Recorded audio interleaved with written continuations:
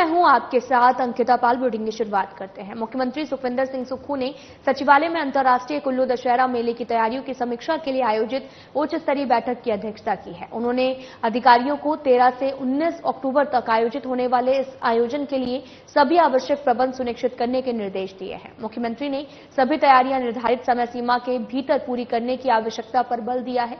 उन्होंने कुल्लू प्रशासन को दशहरा मेले में भाग लेने वाले देवी देवताओं के लिए उचित प्रबंध सुनिश्चित करने को कहा है।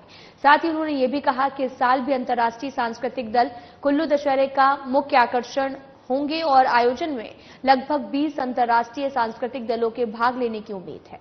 उन्होंने कहा कि अब तक रूस, श्रीलंका, अमेरिका और इंडोनेशिया और म्यांमार के सांस्कृतिक दलों ने इस आयोजन में भाग लेने की पुष्टि की है।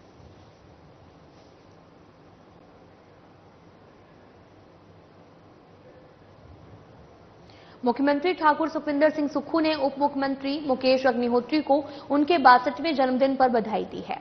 मुख्यमंत्री ने अग्निहोत्री की दीर्घायु और साथ ही उनके उत्तम स्वास्थ्य की कामना की और उन्होंने मुकेश अग्निहोत्री के समर्पण भाव के साथ प्रदेश की प्रगति में महत्वपूर्ण योगदान की सराहना की है।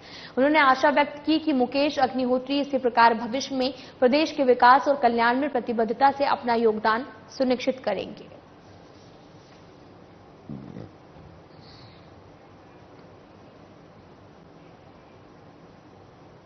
हरियाणा विधानसभा चुनाव में बीजेपी को ऐतिहासिक जीत मिली है। इस पर हिमाचल के बीजेपी अध्यक्ष डॉक्टर राजीव बिंदल ने कहा कि हरियाणा में भारतीय जनता पार्टी की शानदार जीत ने एक बार फिर से पीएम नरेंद्र मोदी की कार्यशैली और बीजेपी की नीतियों पर मुहर लगाई है। वहीं डॉक्टर बिंदल ने कहा कि मोदी जी जिस तरह से देश को फ्रंट से लीड किया है, चाहे वो गरीब कल्याण का मामला हो, किसान कल्याण का मामला हो, युवाओं के महिलाओं के उत्थान का मामला हो, इंफ्रास्ट्रक्चर के डेवलपमेंट का मामला हो, राष्ट्रीय मुद्दों की बात हो, या मोदी जी ने जिस तरह से देश का नेतृत्व किया है, उसके कारण लगातार तीसरी बार मोदी जी के नेतृत्व में एनडीए की सरकार बनी है और उसके चंद ही दिनों के बाद में हरियाणा में जीत की हैट्रिक लगी है। इसके लिए हरियाणा वासियों और भारतीय जनता पार्टी को उन्होंने बधाई दी है। में भारतीय जनता पार्टी की शानदार जीत ने एक बार फिर नरेंद्र भाई मोदी की कार्यशैली, भारतीय जनता पार्टी की नीतियों के ऊपर मोहर लगाई है।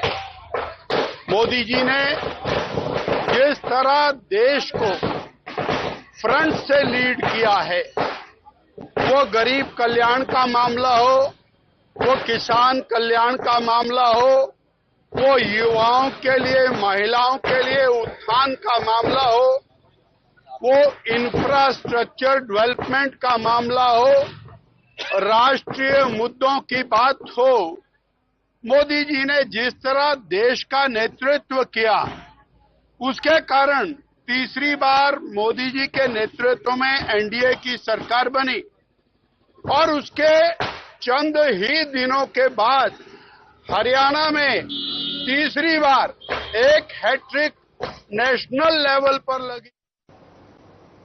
अखिल भारतीय कांग्रेस कमेटी के प्रवक्ता और ठियोग विधायक कुलदीप सिंह राठौर ने सतलुज जल विद्युत परियोजना एसजेवीएन पर आरोप लगाया है। वो लुहरी जल विद्युत परियोजना से प्रभावित लोगों के हितों से खिलवाड़ कर रही है। हालांकि ये एक सरकारी उपक्रम है, बावजूद इसकी कार्यप्रणाली बड़े धन्ना सेठों और अंबानी और अडानी की तरह है, जहां लोगों की कोई भी आवाज नहीं सुनी जा रही है। और साथ ही राठौर ने शिमला में पत्रकार वार्ता कर बताया कि बीते दिन शिमला उपायुक्त की अध्यक्षता में एसजेवीएन के अधिकारियों के साथ एक समीक्षा बैठक आयोजित की गई है। बैठक में उन्होंने अधिकारियों के समक्ष इस परियोजना से प्रभावित लोगों की समस्याओं को प्रमुखता से उठाते हुए इनके निराकरण की मांग की है। लोग जानते हैं कि लुहरी में सतलुज जल विद्युत निगम का जो प्रोजेक्ट है वो निर्माणाधीन है।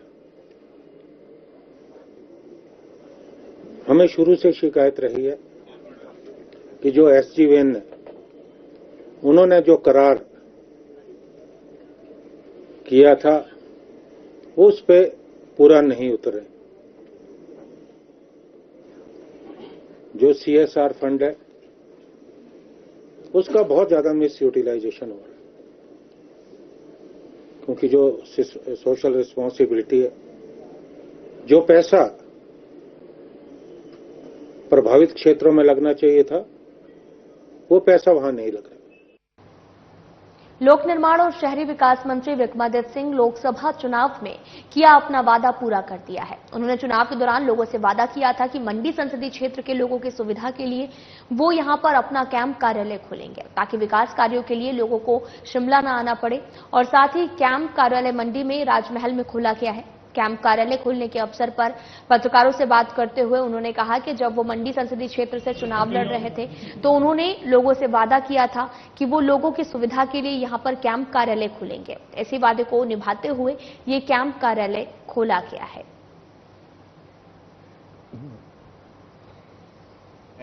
जब पीछे यहां से चुनाव लड़ा था उस समय ये कहा था कि हार जीत चलती रहती है, मगर हमारा जो मंडी संसदीय क्षेत्र से लगाव है, जुड़ाव है, वैसे तो पूरे हिमाचल प्रदेश से है, मगर यहाँ के लोगों के साथ भी मेरे पिताजी का बहुत लंबा वो रहा है, रिश्ता रहा है और उसको कायम रखना, यहाँ के विकासात्मक कार्यों को आगे लेकर जाना, ये हमारा दायित्व बनता है, हमारी जिम्मेवारी बनती है।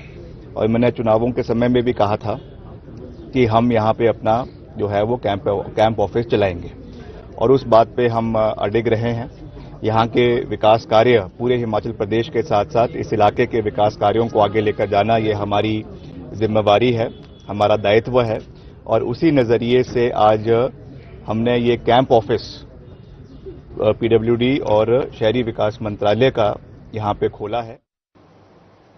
बिलासपुर में दुर्गा पूजा उत्सव इस बार भी धूमधाम से मनाया जा रहा है। बिलासपुर में चल रहे शरदोत्सव और दुर्गा पूजा में भाग लेने के लिए मूर्ति विसर्जन के उपलक्ष्य पर बीजेपी के राष्ट्रीय अध्यक्ष केंद्रीय मंत्री जेपी नड्डा बिलासपुर आएंगे। ये जानकारी स्पेशल ओलंपिक की अध्यक्ष मल्लिका नड्डा ने भी पत्रकार वार्ता में दी है और मल्लिका नड्डा ने कहा कि दुर्गा पूजा का बिलासपुर में विशेष महत्व है और दुर्गा पूजा के अलावा अन्य कार्यक्रम, सांस्कृतिक कार्यक्रम में जहां पर छोटे छोटे बच्चे पूरे प्रदेश में भाग लेते हैं, वहीं पर हमारा कार्य बच्चों की प्रतिभा को निखारना है। उन्होंने कहा कि दुर्गा पूजा में और भी कई तरह के विशेष रंग इस बार देखने को मिले हैं और धीरे धीरे इसका और भी विस्तार होगा। दुर्गा पूजा समिति के द्वारा 23वां दुर्गा पूजा उत्सव का आयोजन धौलवे के प्रांगण में किया जा रहा है और इस आयोजन के माध्यम से जहां हम मां भगवती की पूजा अर्चना करते हैं, वहीं हम विभिन्न प्रकार के सांस्कृतिक कार्यक्रमों के माध्यम से हमारी नई पीढ़ी, स्कूल के विद्यार्थियों को, कॉलेज के विद्यार्थियों को अपने संस्कार, अपनी संस्कृति और अपनी सभ्यता से जोड़ने का प्रयास करते हैं और एक मंच देने का प्रयास करते हैं जहां इन बच्चों में छुपी हुई प्रतिभाओं को हम विकसित कर सकें और इन बच्चों में वो संस्कार डाल सकें जो आज बहुत आवश्यक है। अरनी यूनिवर्सिटी इंदौरा हिमाचल प्रदेश के चांसलर डॉक्टर विवेक सिंह ने धर्मशाला में पत्रकार वार्ता की, जहां उन्होंने कहा कि 6 तारीख को 2 गुटों में घटना हुई है। इसमें पुलिस के साथ मिलकर प्रबंधन ने सुलझा लिया था। उन्होंने ये भी कहा कि इस दौरान किसी भी प्रकार की आपत्तिजनक बयानबाजी और नारेबाजी नहीं की गई थी। इस तरह की बात को लेकर कोई वीडियो और अन्य सबूत सामने नहीं आए हैं। वहीं चांसलर ने यह भी कहा कि 2 गुटों में हुई लड़ाई को लेकर जांच कमेटी गठित कर दी गई है, जो कि पूरे मामले की जांच कर रही है। जैसे अरनी विश्वविद्यालय में 6 तारीख की रात को कुछ घटना हुई थी छात्रों के गुट के बीच में, 2 गुट थे उसमें और प्रशासन ने, जो अरनी यूनिवर्सिटी प्रशासन ने पुलिस फोर्स के साथ मिलकर उसको अंडर कंट्रोल कर लिया था। इसके साथ ही जो नारे लगवाए गए थे, उसमें जो बच्चों ने नारे लगाए थे उसमें कहीं भी एंटी अपना इंडिया नहीं था कि भारत तेरे बंटवारे होंगे या पाकिस्तान जिंदाबाद, ऐसे कोई नारे नहीं लगे। ना इसका कोई एविडेंस प्रूफ है, कोई वीडियो में ऐसा कुछ नहीं है, क्योंकि हम भी वहाँ पे प्रेजेंट थे बच्चों के बीच में जो है।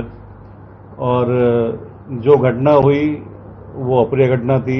जो अपना बच्चा था, एक उधमपुर से बच्चा था वो, तो उसकी पिटाई हुई थी, तो करीबन उसमें 4-5 बच्चों का नाम निकल के आया था। तो उसमें जो यूनिवर्सिटी प्रशासन है उसमें एक्शन ले रहा है।